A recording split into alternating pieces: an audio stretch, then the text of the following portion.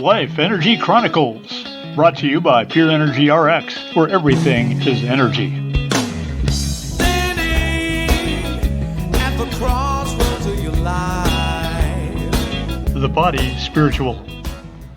During my short 70 years walking this strange yet familiar planet, I've had it continually demonstrated to me that everything is energy. My body is energy. The house I live in is energy. The car I drive is energy. The pets I feed are energy. And as I continue my walk, more frequently am I reminded that my decisions, thoughts, and emotions are also energies that interact with the energies of outer things.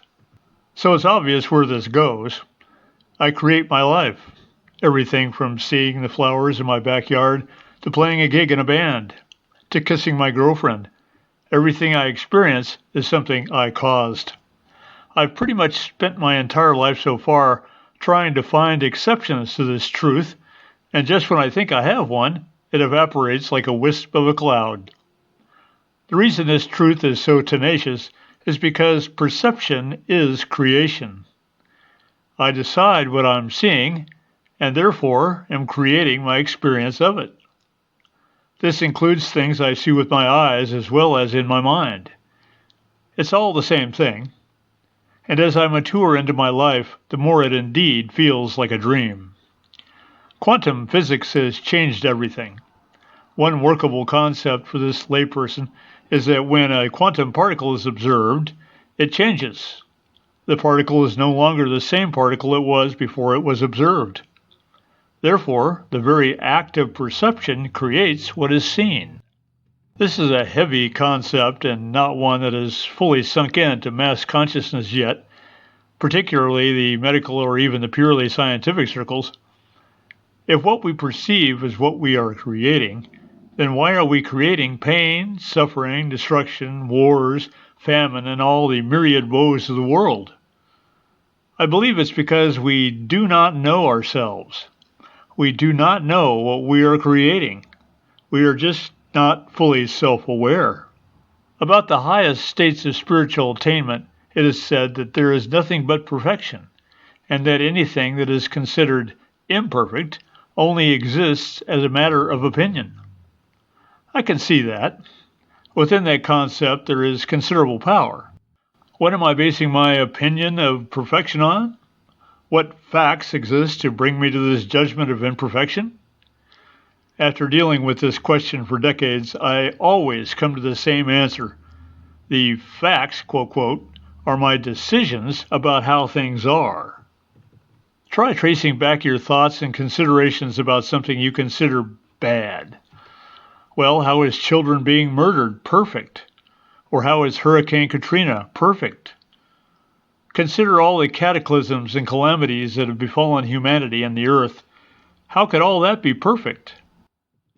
My answer always comes down to an awareness of the spiritual nature of life.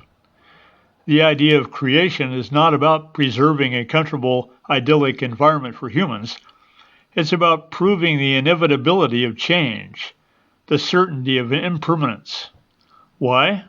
So that we rise above material identifications and find a true flowering of our innermost self. That is apparently what the universe is in motion for. When all the decisions, preferences, judgments, fears, and trivialities are blown away, what remains is a pure point of creation, just creating automatically as a result of being. If all of humanity dropped every last decision, expectation, and fear, there would be no need for upheaval. So getting over this human judgment thing must be the number one top priority to the universe. Now, bringing all this down to everyday life, although it seems like bungee jumping the Grand Canyon, the fact remains that I'm here experiencing my life. I have a body, a career, relationships, hopes, and aspirations. All of this is reported back to me via my perceptions, and I sit here evaluating, deciding, and intending every moment of every day and night. Is it any wonder that I would easily forget that the purpose of the universe is to bring me to the state of knowing Creator? The bungee cord snaps back. To narrow the focus a little bit, I've been a student of how the body is affected by physical, mental, and spiritual practices.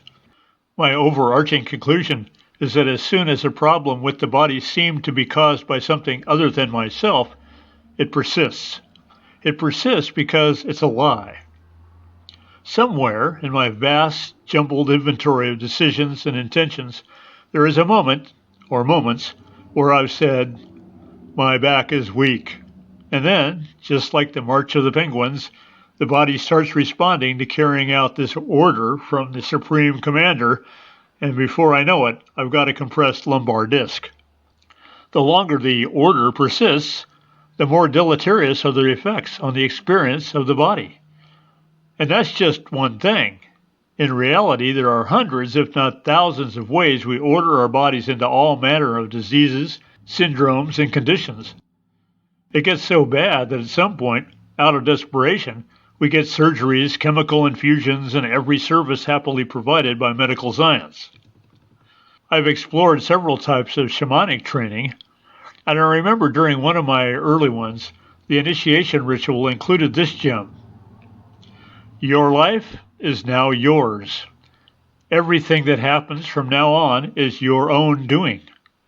All your ailments, tribulations, and afflictions can only be solved by you. Empowering? Yes. Scary? Way yes.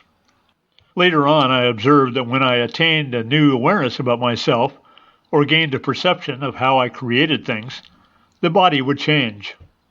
I also noticed that these changes seemed to act like the peeling of an onion, one layer of a certain thing peeled back to reveal yet another deeper, more fundamental layer of the same thing.